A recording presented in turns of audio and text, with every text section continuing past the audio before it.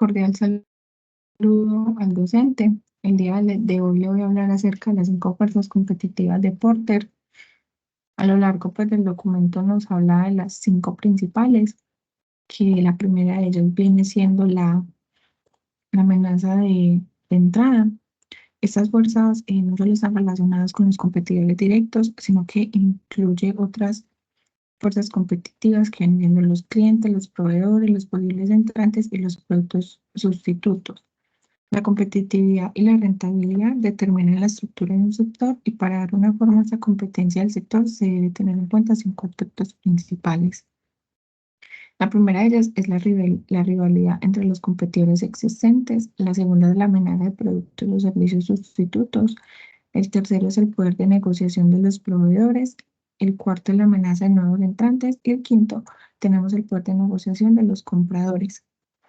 En la comprensión de las fuerzas competitivas y sus causas, esta nos revela pues como los orígenes de la rentabilidad actual de un sector y brinda un marco para anticiparse a la competencia e influir en ella y en la rentabilidad en el largo plazo.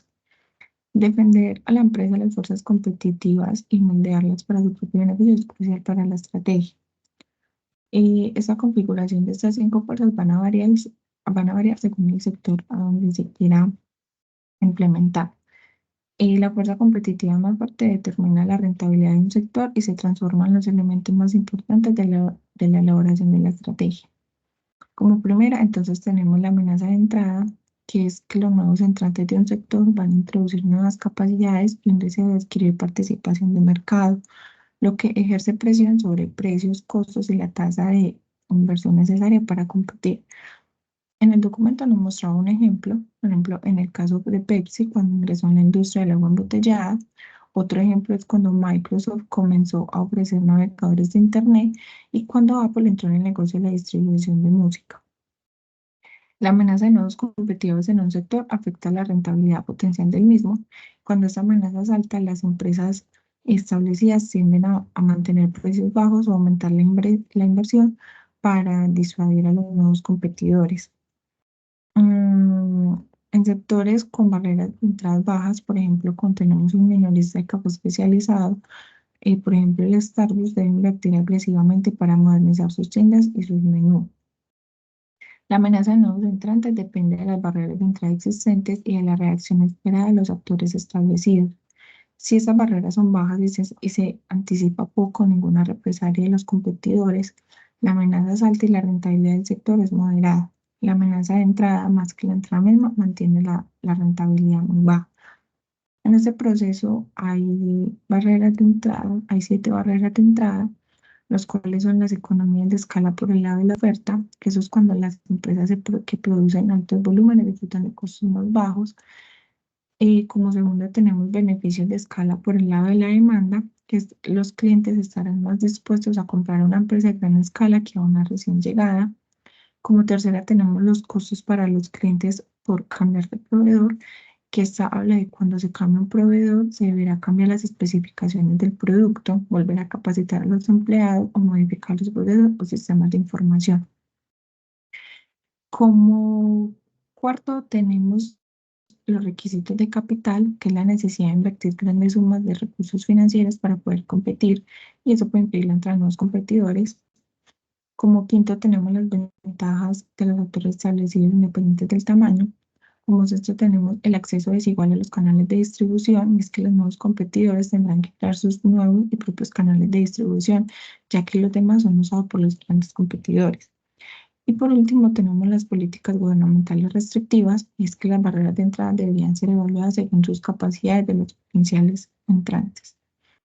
Como segunda fuerza, vamos a tener el poder de los proveedores, el cual nos habla de que los proveedores poderosos capturan una mayor parte del valor para sí mismos, cobrando precios más altos, restringiendo la calidad o los servicios o transfiriendo los costos a los participantes del sector. Las empresas van a depender de una amplia gama de distintos grupos de proveedores para adquirir insumos. Un grupo de proveedores, por ejemplo, va a ser poderoso si está más concentrado que el sector al cual le vende. Los grupos de proveedores no dependen fuertemente del sector para sus ingresos. Los participantes del sector deben asumir costos por cambiar de proveedor. Los proveedores ofrecen productos que son diferenciados y no existe un sustituto para lo que ofrece el grupo del proveedor. El grupo de proveedor puede amenazar creíblemente con integrarse en el sector de forma más avanzada. Como tercera fuerza, vamos a tener el poder de los compradores y es que los clientes poderosos son capaces de capturar más valor si obligan a que los precios bajen. Esos exigen una mejor calidad o mejores servicios, lo cual va a incrementar los costos y generalmente hace que los participantes del sector se enfrenten. Todo eso en perjuicio de la rentabilidad del sector. Es decir, los compradores tienen poder y son capaces de influir en las negociaciones dentro de un sector, especialmente si son sensibles a los precios, y utilizan su influencia para presionar a los vendedores en busca de reducciones de precios. Por un lado, vamos a tener que los grupos de clientes van a contar con poder de negociación si hay pocos compradores o cada uno compra en volúmenes que son grandes en relación a su tamaño. Por otro lado, vamos a tener los productos del sector son estandarizados o no se diferencian entre sí. Los compradores deben asumir pocos costos por cambiar de proveedor y los compradores pueden amenazar creíblemente con integrarse hacia atrás en el sector y fabricar los productos del sector por sí mismos si los proveedores generan demasiadas utilidades.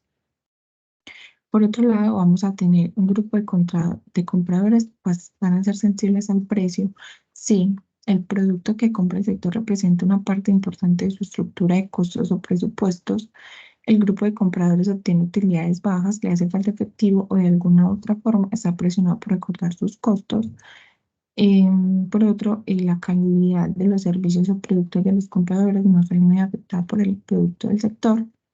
Y por último, el producto del sector surte poco efecto en los otros costos del comprador.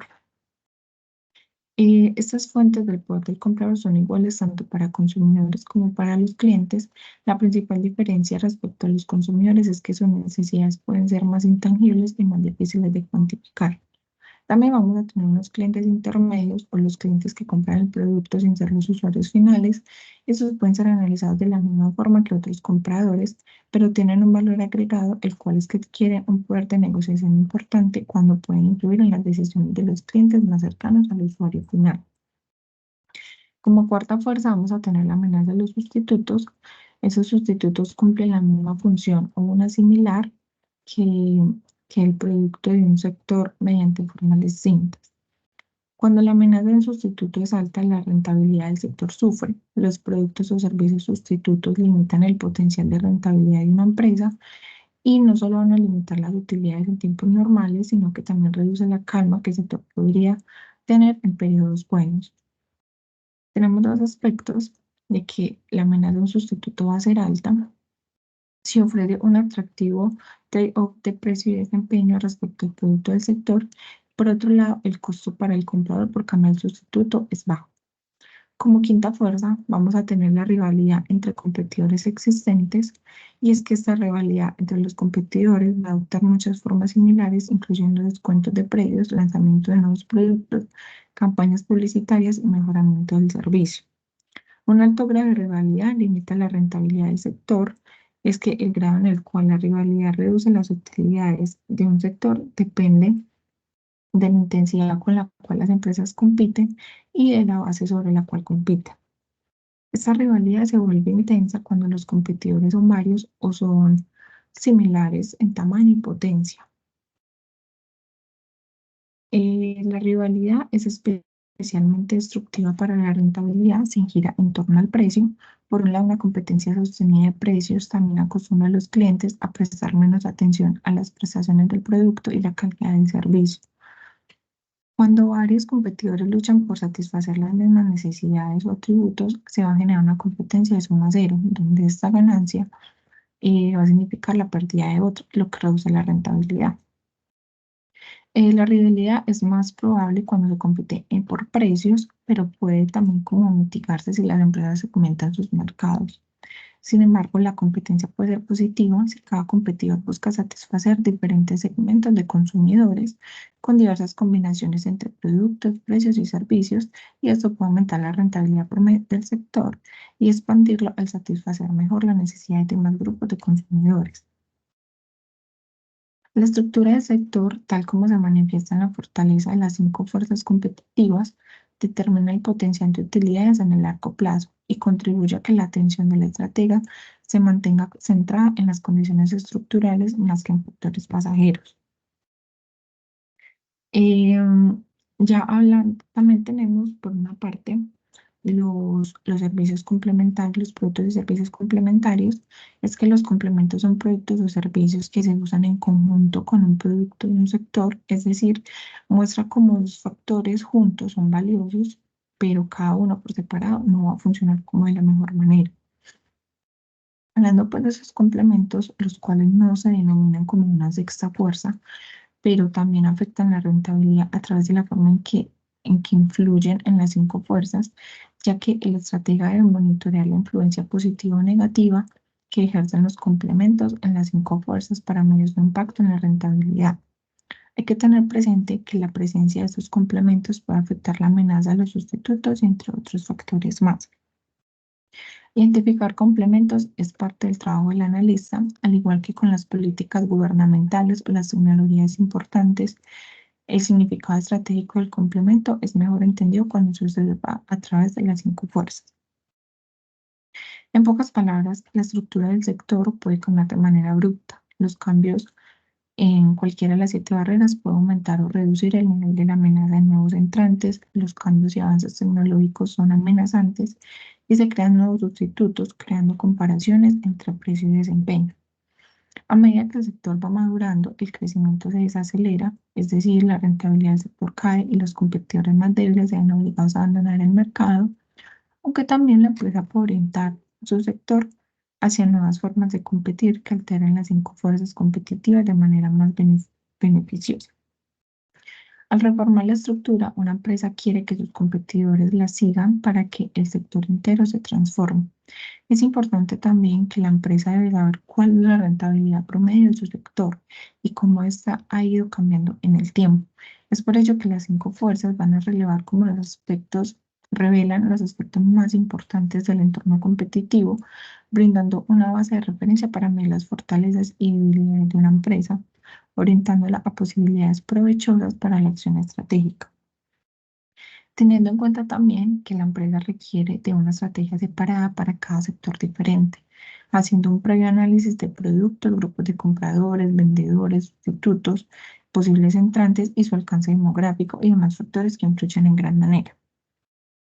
La estrategia de una empresa se entiende que la competencia entiende que la competencia existe mucho más allá que los rivales existentes y será capaz de detectar amenazas competitivas más generales y estará mejor preparado para abordarlas. Estas cinco fuerzas pues revelan si un sector es verdaderamente atractivo, ayuda a que los inversionistas se puedan anticipar en cambios en la estructura del sector, diferenciar problemas de corto plazo, ayudando a que los ejecutivos se enfoquen realmente en lo importante que es en el éxito y la prosperidad económica, más no en cuestiones transitorias. Bueno, muchísimas gracias.